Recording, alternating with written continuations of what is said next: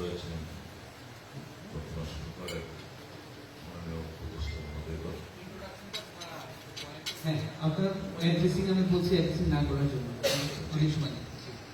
তাহলে আমি যেটা দিয়ে শুরু করতে চাই সেটা হলো, ওখানে যারা বক্তব্য রেখেছেন সবাই একটা কথা বলেছেন, কেউ সবাই চুটির মধ্যে আছে। তাহলে এই সমস্যার সমাধান আমার মধ্যে যে এইটা বক্তব্য রাখবেন যে আমরা যারা রাজনীতি করি বা সংগঠন করি, নেতৃত্ব দিচ্ছি, এর দায় আমাদেরকে দিতে হবে সবচেয়ে বেশি, কারণ আমাদের ফলোয়ার্স আছে। আমরা যেটা বলি তারা করতে চায়। যে ঘটনাটা হয়েছে যে ইয়েতে রাঙ্গামাটিতে খাগড়াছড়িতে মোটর সাইকেল চুরির অপবাদ দেওয়া হয়েছে, ঠিক আছে, চোর হতে পারে, বা তাকে তো মেরে ফেলার অধিকার কারণ নেই, সে তো আইনের আশ্রয় যেতে পারে। তারপরে ঘটনা হয়েছে পাহাড়ি বাঙালি। আমরা এটা খুবই চাই।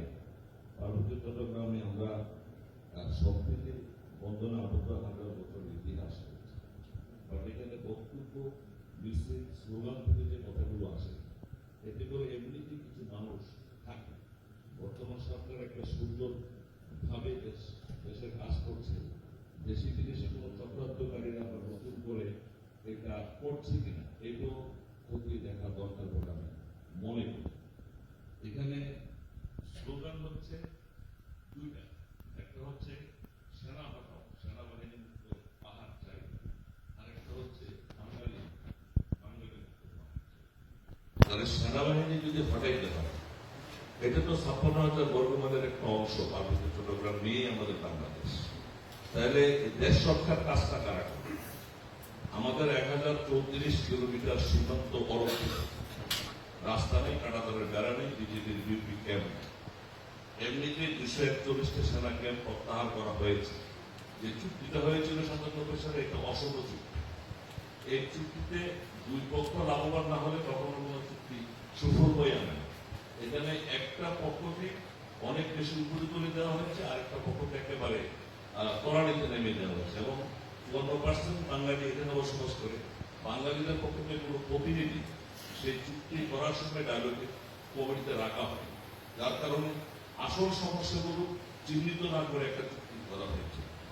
এই চুক্তির মাধ্যমে যেটা হয়েছে, এখন এই যে আমাদের 1034 কিলোমিটার সীমান্ত রক্ষিত, সেনাবাহিনী পার্বত্য চট্টগ্রামে শুধু দেশ রক্ষার কাজ করছে। এখানে শিক্ষা, চিকিৎসা, প্রাকৃতিক দুর্যোগে সেনাবাহিনী কাজ করছে। এখন পুলিশ এখানে কি করবে? আমার যারা বান্দরবনে গত 1 বছরে 5 জন সেনা সদস্যকে মেরে ফেলা হয়েছে, দিন দুপুরে 3টা ব্যাংক ডাকাতি হয়েছে, 14টা পুলিশের অস্ত্র লুটে। যে অঞ্চলে, স্বাধীন অঞ্চলে দেশ রক্ষা বাহিনীকে গুলি করে হত্যা করা হয়, সে অঞ্চলের সার্বভৌমত্ব এমনিই হুমকির মুখে পড়ে যায়। এখানে পুলিশ কোথায়? সেনাবাহিনীর কাছে সমস্ত ট্রেনিং অস্ত্র থাকার পরেও সেনাবাহিনী এখানে জীবন দিচ্ছে। এই পর্যন্ত 4 শতাধিক সেনা সদস্য, বিজিবির সদস্য, পুলিশ, র্যাব সদস্য এখানে জীবন দিচ্ছে। সুতরাং এই বিষয়গুলো যদি সমাধান করা না হয়, সেনা ক্যাম্পগুলো স্থাপন করা দরকার, সীমান্ত 1034 কিলোমিটার রাস্তা করা দরকার, বিজিবির বিউপি ক্যাম্প করা দরকার, কাঁটাতারের বেড়া দেওয়া দরকার, নতুন করে নতুন নতুন ক্যান্টনমেন্ট করা দরকার বলে আমরা মনে করি। অপরদিকে বাঙালি হওয়া অপরাধ। এই পার্বত্য অঞ্চল তো মুক্তিযুদ্ধের সময় পাহাড়ি বাঙালি সবাই মুক্তিযুদ্ধ করেছে।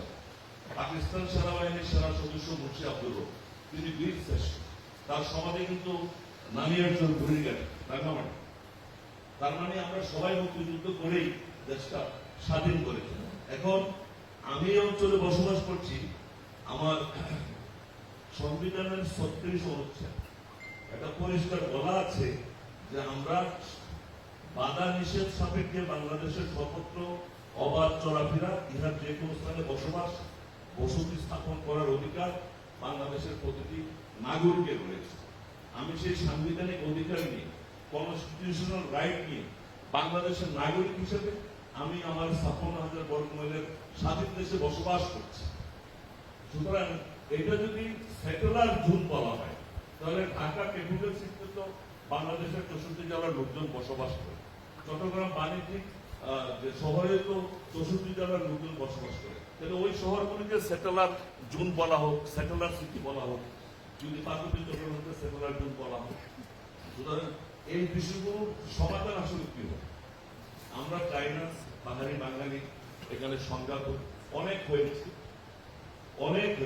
36,000 বাঙালিকে এখানে জীবন দিতে হয়েছে, পাশাপাশি অনেক পাহাড়ি ভাইদেরকে এখানে জীবন দিতে হয়েছে।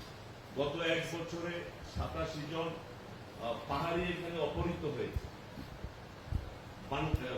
বাঙালি অপহৃত হয়েছে 87 জন, পাহাড়ি অপহৃত হয়েছে 7 তো এই রক্ত, এই লাশ আসলে এটা আমরা দেখতে চাই। আমরা যেটা বলবো, এখানে যেমন গতকালকে বান্দরবন এরকম ঘটনা কিন্তু হয়। জেলা প্রশাসক মহোদয় গতকাল আমাদেরকে দেখেছিলেন, এখানে আমরা সবাই ছিলাম। আমি সেখানে বলেছি, আমি 3 দিন আগে মেসেজ দিয়েছি, আমার সংগঠন পার্বত্য চট্টগ্রাম নাগরিক পরিষদ 26টি উপজেলায় আমার কমিটি রয়েছে, 3টা জেলায় রয়েছে। আমরা 3 দিন আগে মেসেজ দিয়েছি যে এই ঘটনা নিয়ে আমাদের সংগঠনের পক্ষ থেকে সকল ধরনের কার্যক্রম আমরা বন্ধ করে দেব, কোনো মিছিল মিটিং করা যাবে না, মুখোমুখি যাতে কোনো সংঘর্ষ না, এবং কথা বলার অধিকার কিন্তু সবার আছে। গতকালকে বলেছি যে আমার নির্ধারিত কোনো প্রোগ্রাম যদি থাকে, তারপরে যদি আমার পাহাড়ি ভাইয়েরা কোনো প্রোগ্রাম সেদিন করতে চায়, আমাকে বলে দিলে আমি পর্যন্ত একদিন পরে করব, যাতে মুখোমুখিটা না হয়। তো এখানে আমার মনে হয় একটা বিষয় আমি আপনাদেরকে অনুরোধ করব, সেটা হচ্ছে যে আগে দেখা যেত যে সরকারের অনুমতি নিয়ে বিভিন্ন প্রোগ্রাম করতে হবে, বাট সেখানে আবার খুব বেশি স্বাধীনও ভালো নয়। এখানে আবার স্বৈরাচারী ছিল যে তাদের নির্দিষ্ট দলের কর্মকাণ্ড ছাড়া অন্য কেউ